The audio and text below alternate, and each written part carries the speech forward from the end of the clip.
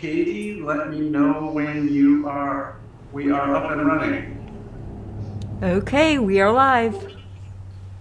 Good morning and welcome to the Unitarian and Universalist Church of Tullahoma. It's December 5, 2021. So welcome to all of you here on Zoom and those of you on live stream. Our first reading is from Dr. Edgar Mitchell, and it relates a little bit to our presentation we're going to hear a little later.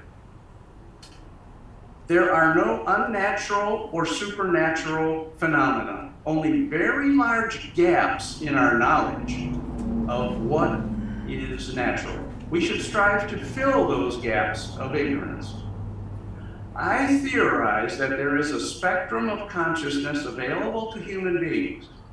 At one end is material consciousness. At the other end is what we call field consciousness, where a person is at one with the universe, perceiving the universe.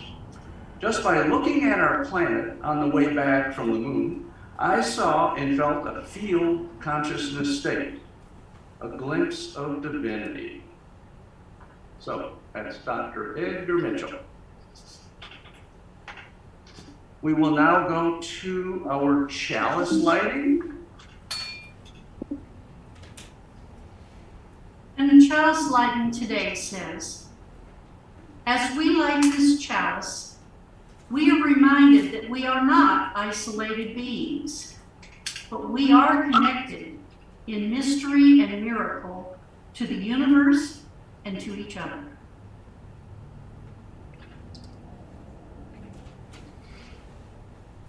We now move to announcements. So if you have an announcement, go ahead and raise your hand. Carrie, let's go to church first. Is there anybody at church there who has an announcement? I don't see any. Our next Sunday, our speakers will be Jim and Cass, and they will be talking about NVC can be life-changing. All right, thank you. Other announcements? Yes, Chuck. Sorry, have two. First is, as usual, our Thursday night discussion group will be meeting on Thursday night via Zoom. If you need a link, let me or Tom or Rick or Patty know, and we'll make sure and get it to you. Let's see. So that's Thursday night at 7 o'clock.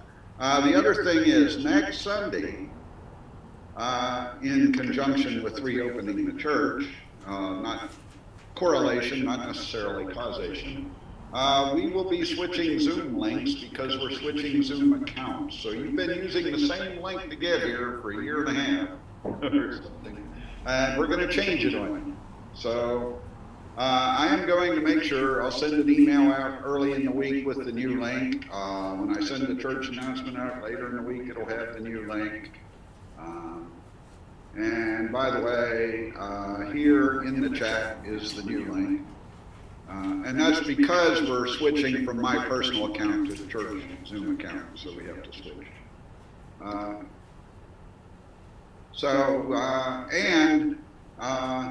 Most likely next Sunday I will get on a separate device and take it to the old link so that when inevitably somebody shows up using the old link, I can say, no, go over there. So we'll see how that goes. Anyway, that's all. Thank you, Chuck. And thank you for letting us use your personal account for the last year and a half plus. Appreciate it. I have a couple announcements. First of all is our usual one. If you want to support the church financially, you can send a check to the UU Church of Tullahoma, P.O. Box 331 here in Tullahoma. Also, our talk next Sunday is going to be about nonviolent communication, but we're also planning to have a class starting sometime in January, another class of nonviolent communication. So if you're interested, let Cass or I know. The class is a 14-week class, and it meets once a week Probably most likely going to be in the evening. That's what we've always done before. We'll pick a time and a date that works for everybody, but what we've done in the past is like, I think 6 or 6:30 on Tuesdays. We'll see if that works. But if you are interested, let us know. But the one caveat is the expectation is you'll do your best to be there all 14 weeks. This isn't a kind of drop in and drop out, come and go sort of thing. The expectation is that you do your best to be there all 14 weeks.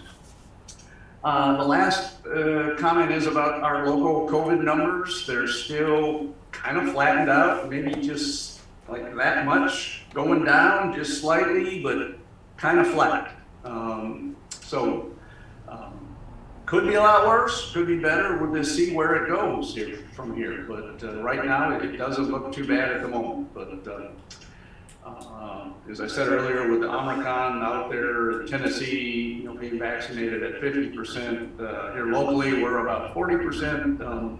The potential is there for more problems, and we'll just see where it goes. Chuck, yes. Yeah, no, on that vein, I just wanted to remind people that that was good info about Omicron that you had earlier, but be aware that while there's a lot of smart people working on it, it's early days and everything we know about it could change tomorrow. So just stay tuned. And it could turn out to be a really major deal, or it could turn out to be like, an afterthought after Delta. So Rick, you have an announcement? No, I just have a comment.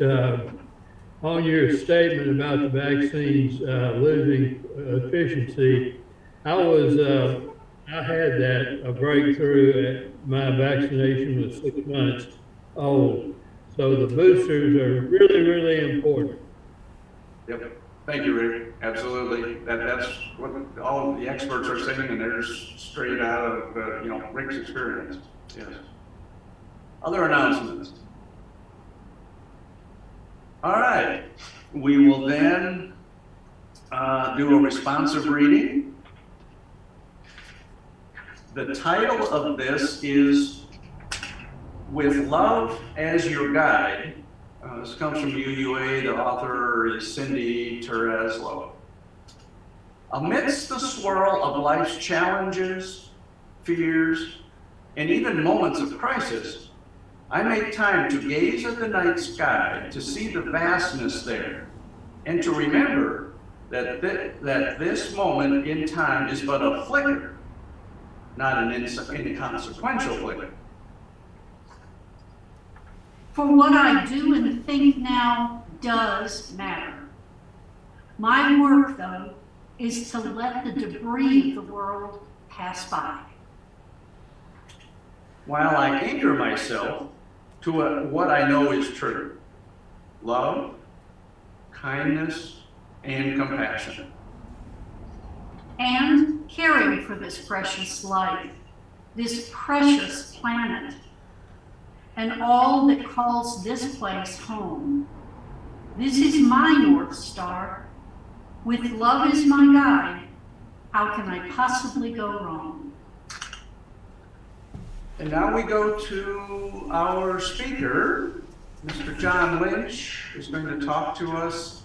The title I have is Probing UFOs. John, if you want to clarify that, please do. So welcome, John. Thank you very much, Jim.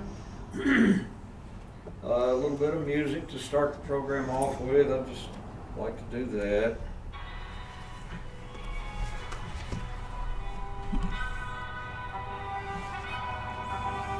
Okay, that's enough music. And am I supposed to stand up here? Yes, I'm trying to get it where the live stream will.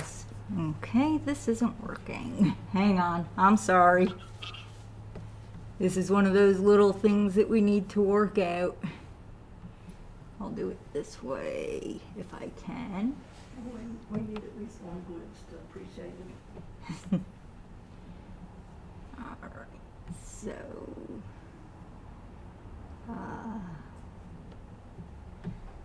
okay, pin the video, and then you go ahead over there and I'll turn the camera. Okay.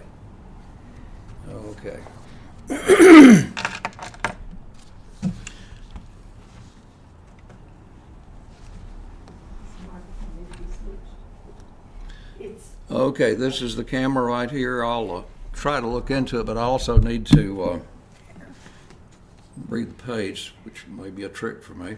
But anyhow, this morning I want to talk about UFOs, and to answer Jim's question about probing UFOs, my answer is that they've been probing us for 70 years. By God, this morning we're going to probe them. So here we go. UFOs, unidentified flying objects. They have been around since biblical times. In the book of Ezekiel in the Bible, he speaks of objects in the sky which have the appearance of wheels, and their workmanship is like sparkling beryl. That's a sort of a semi-precious stone that he was referring to. And all four of them had the same form, their appearance and workmanship being as if one wheel were within another. Whenever they moved in any of their four directions without turning as they moved. Does this sound familiar to you? As for their rims, they were lofty and awesome, and the rims of all four of them were full of eyes round about. Whenever the living beings moved, the wheels moved with them. And whenever the living beings rose from the earth, the wheels also.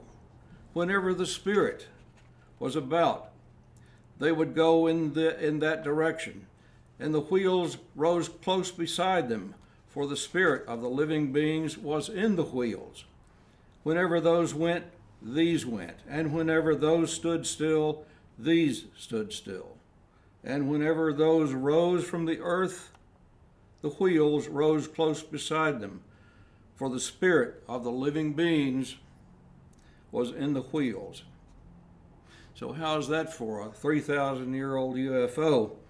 Over the years, there have been a number of articles and books and so forth referring to Ezekiel's experience. One of the books that you may remember, if you remember back in the 70s, Erich von Däniken wrote a book that was quite popular at the time. It was called The Chariots of the Gods.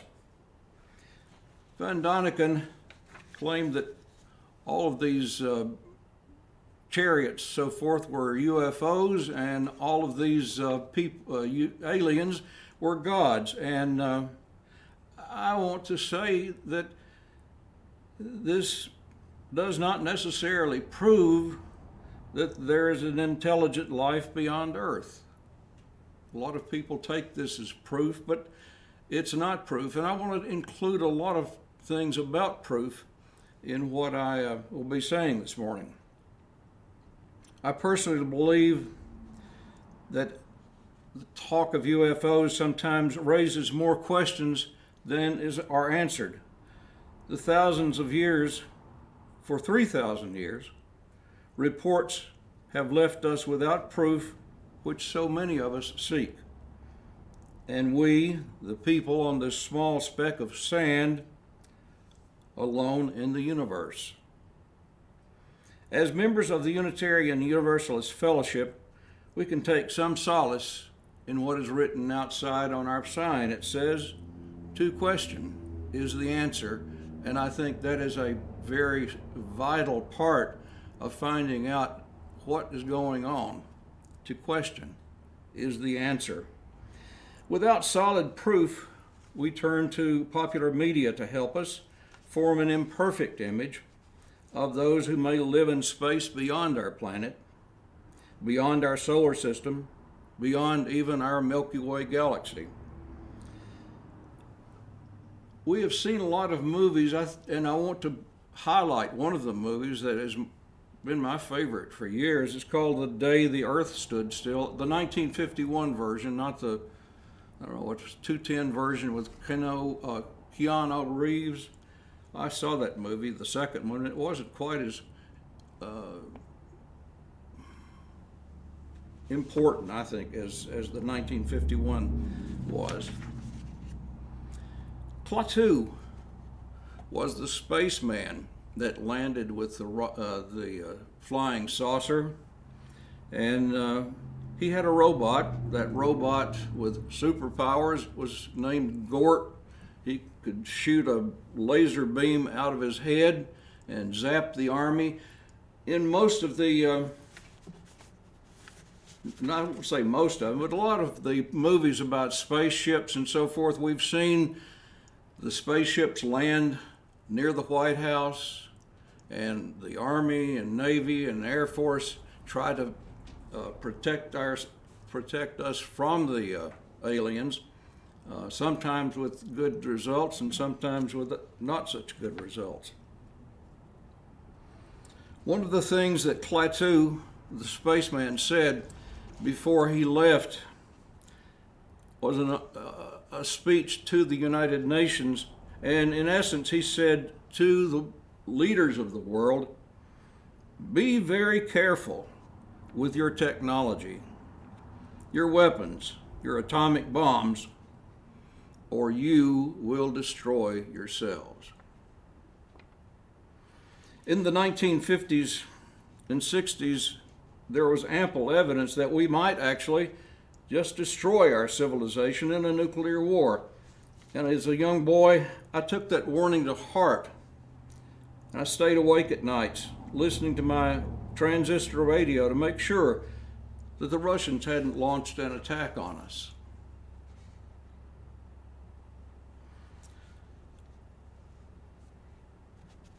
All right, I've had an attack of page loss here.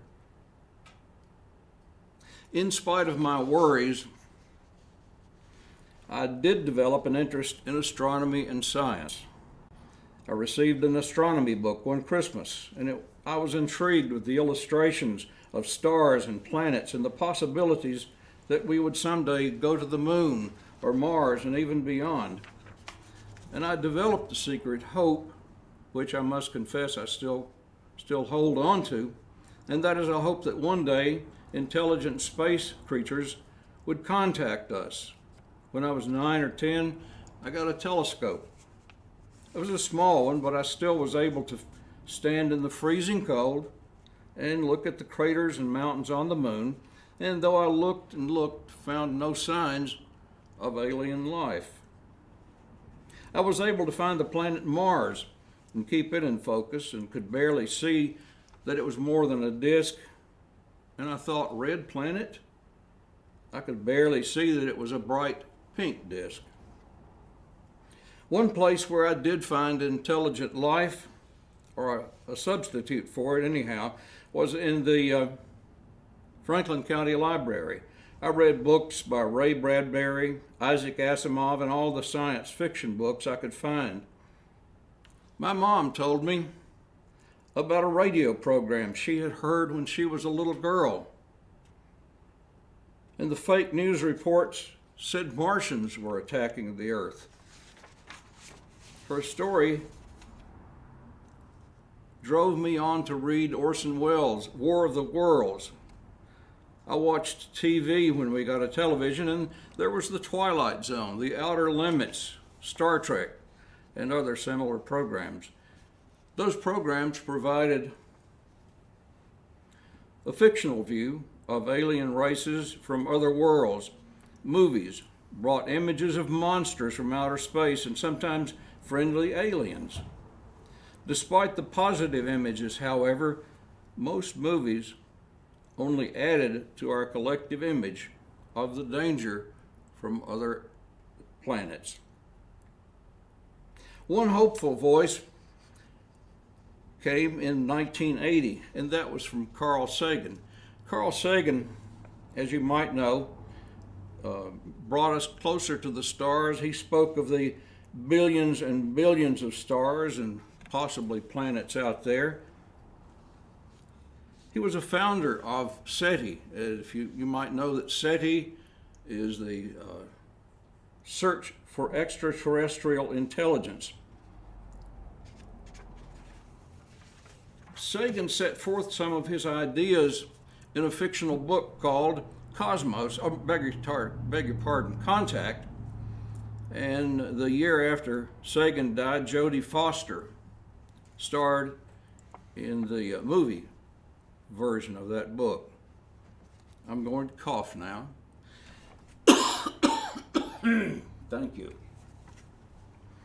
As I grew older and more cynical, I grew weary of space cowboys in combat with alien others, and in spite of Sagan's encouragement, I lost hope that someday we might contact or find evidence that we are not alone in a cold, dark universe.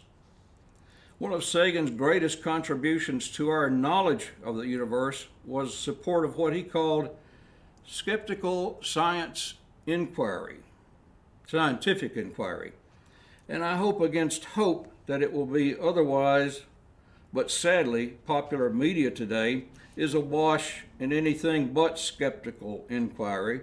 It's awash in shaky, unfounded evidence of aliens. The History Channel is my bugaboo sometimes when it comes to aliens, because they have all sorts of programs on the History Channel, and they continually run programs which are mostly speculation and wild assumptions, but very little of what most scientists would call skeptical inquiry. Every now and then, news programs may carry. Did I go off, or the laptop here went fizzle on me? Oh, there I am. Okay, just checking. Every now and then, news programs may carry a story about UFO sightings. That's happened over the years. And lately, the news has carried stories about the Pentagon's latest efforts to do a thorough examination of UFOs that were recorded by fighter pilots on video and radar screens. The blurry images of odd shapes with impossible flight maneuvers tell us that every other... I'm trying to make sense out of my own writing, pardon me for just a minute. The blurry videos of odd shapes with impossible flight maneuvers tell us very little other than there are certainly unidentified things flying around, nothing more than we have known for over half a century.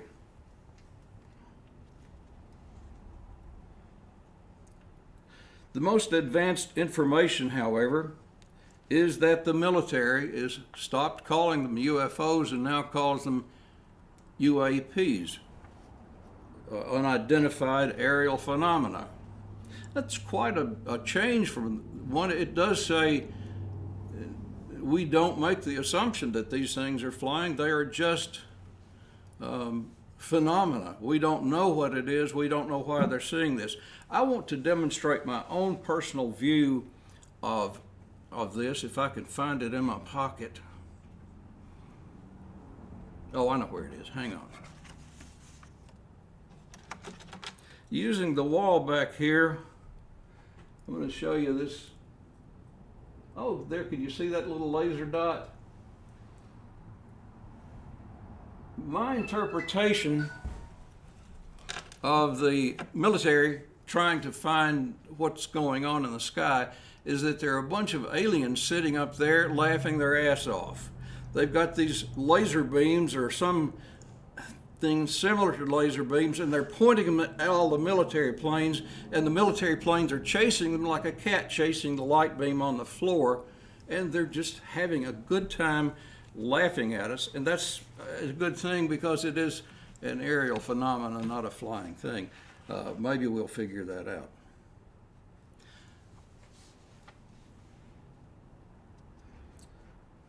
One thing about the term UFOs, it has become more than just a simple statement of that as an unidentified flying object.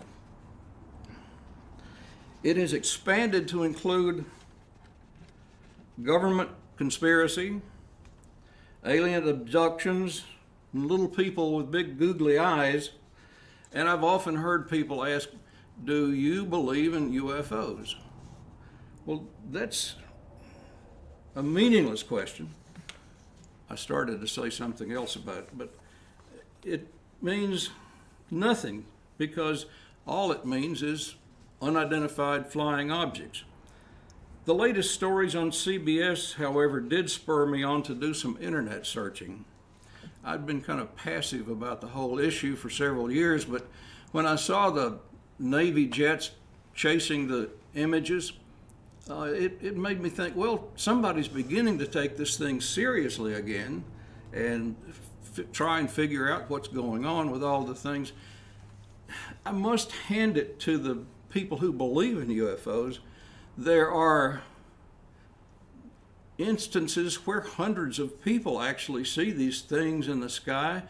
They all identify them with the same descriptions, and it does mean that something is going on. But however, being scientific and skeptical means that we don't know what they are. We acknowledge, yes, that they are there, but we do not know what they are, and we can't make any definite claims about it. Although some people still continue, and probably will continue, to make claims that these are part of the ancient aliens, or that they're part of a government cover-up, or something like that. In my opinion, the government is not hiding something in a conspiracy against us. The only thing that the government is hiding is the fact that they don't know what's going on. They just want the public to know. They just don't want the public to know that they don't know. And that's hard for people to admit, especially when you're in an authoritative position like government. You can't say, I don't know. You have to come out with some drivel or gobbledygook, and that way people will think, well, gosh, this man knows something and he's working on it.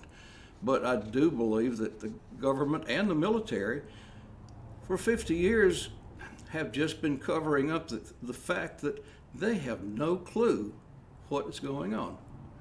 I do believe there are people in the government and science and so forth who do want to know the answers and who do good, solid work trying to figure it out. But some people get the PR man to go stand out front of the cameras and throw some gobbledygook to make people quit asking questions.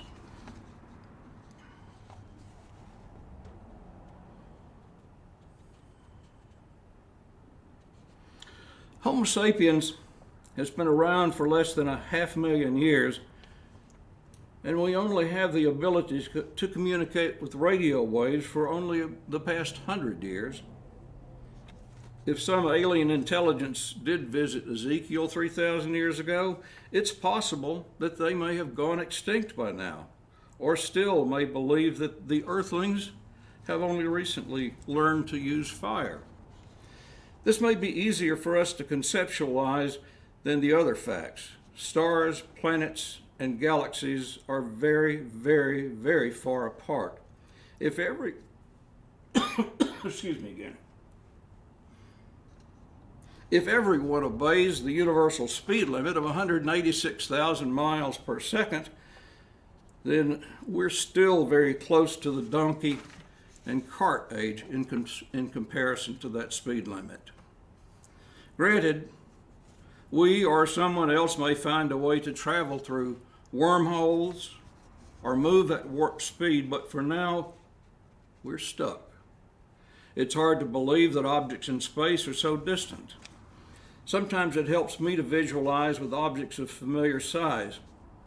I wish I had a chalkboard here today. I could use that, but hopefully you can follow this comparison about distances I'd like to talk to you about. Astronomers often measure distances using light years, and light years is the distance that a beam of light travels in a year. It's almost 6 trillion miles. And here's my unit of comparison so we can look at the universe in comparison. Let's say we mark off a light year as being the thickness of a piece of paper, like this. In that case, Proxima Centauri, the star closest to our solar system, is 4.24 light years away, and we'd stack up 5 sheets of paper. You can imagine 5 sheets of paper stacked up. Probably look something like this. Am I getting this on the air? Mm-hmm. Ta-da. Yes, you are. Okay, I'm turned around backwards. I'm expecting this to be a mirror image. Okay, so Proxima Centauri's 5 sheets of paper away. Our Milky Way galaxy is around 100,000 light years across. We can represent that distance with 200 reams of paper. So if we can imagine 200 reams of paper stacked up over there, then that's basically the distance across the Milky Way. Moving out from our galaxy, there's a galaxy known as the Large Magellanic Cloud. It's 179,000 light years, and that's represented by 358 reams of paper. So we stack the 358 reams of paper over there, and we know how far that close galaxy, the Magellanic Cloud, is. One final visualization I'd like you to make is a galaxy 13.8 billion light years away. It's the furthest galaxy we have been able to detect with our instruments. And that galaxy would be 27,600 reams of paper. I really can't imagine that many reams of paper, but maybe some of you have that mental capability.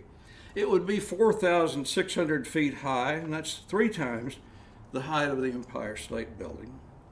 And step back now and envision our little stack of 5 sheets, the stack of 200 reams of paper, and add another stack of 27,600, and that gives some idea of the comparative distances that isolate the universe. We can't travel more than maybe 1,000th of the speed of light. And how many years? It would take 1,000,000 years for us to cross the galaxy. So all of the TV programs we see, all the movies we see of this and that person coming from a galaxy far, far away,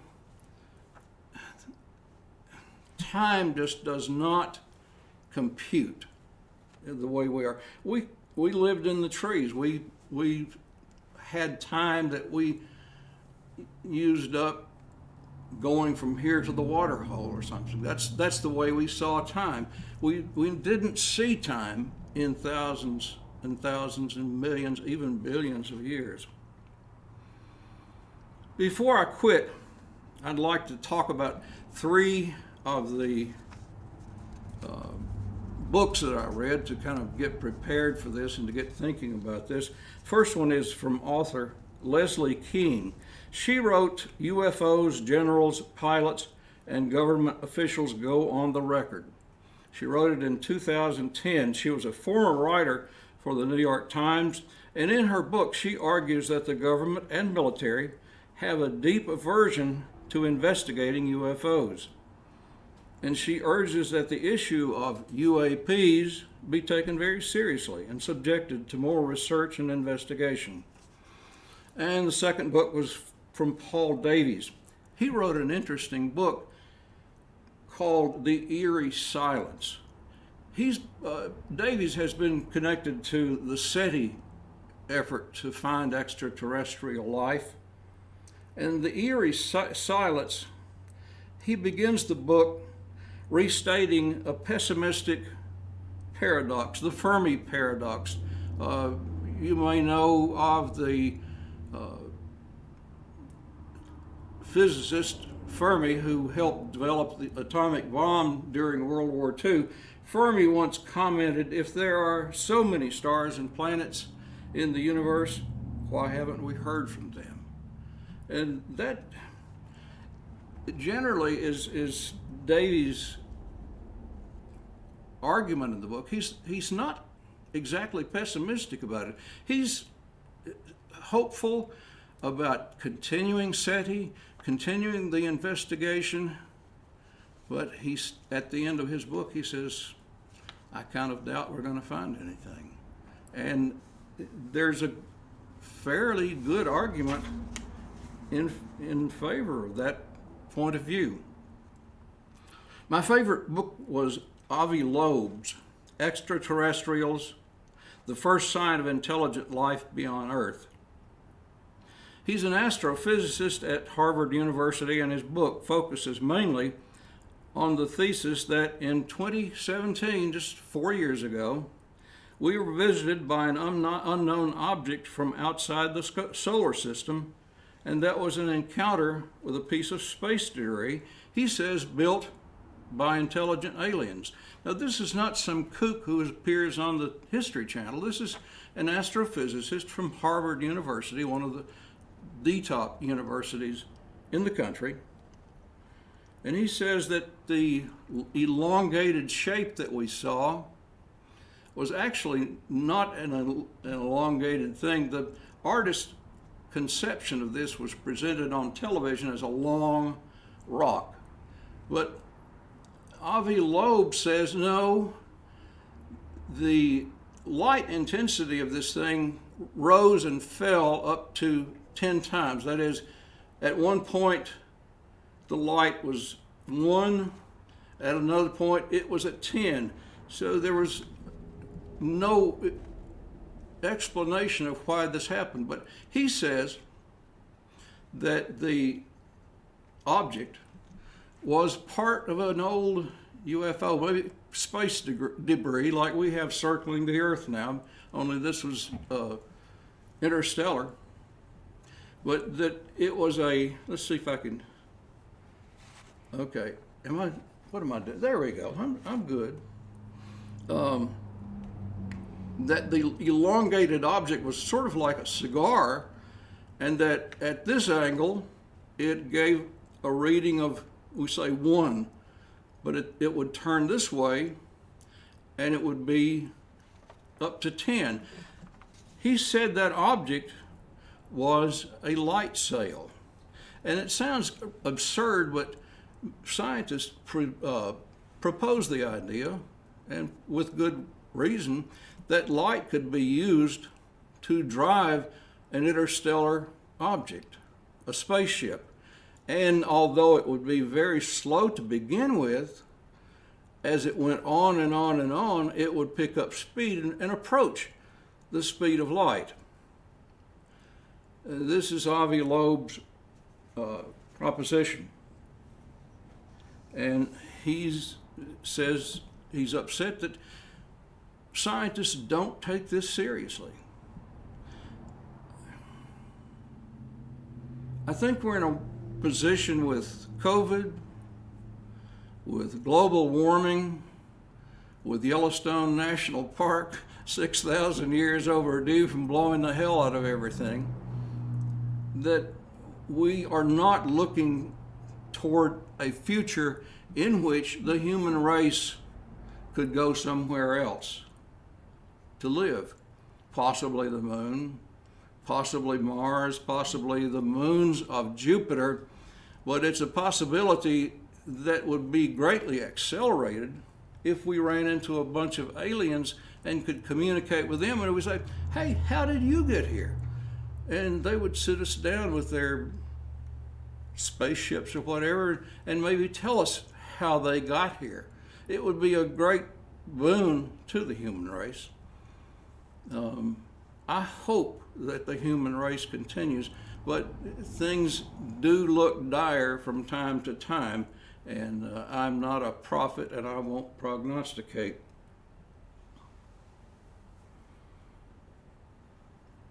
I hope my talk has encouraged you to take a closer look at a subject which I find very important and deserves much consideration. Extraterrestrial beings may show themselves to us sometime within the next few weeks, or maybe the next few years or centuries. Or maybe, who knows, we may be alone in the universe on this pale blue marble. Thank you. Thank you, John. Very good. So we will now, yeah, we're on. Okay. Yes, Mom, we got it. Okay. All right, so we will now do our closing reading, which is our traditional reading from the hymnal. As we leave this friendly place, love, give light to every face. May the kindness which we learn light our hearts till we return. All right, folks, it's 5 after, so let's take a 10-minute break, reconvene at 11:15 for Talkback. Once again, John, thank you very much.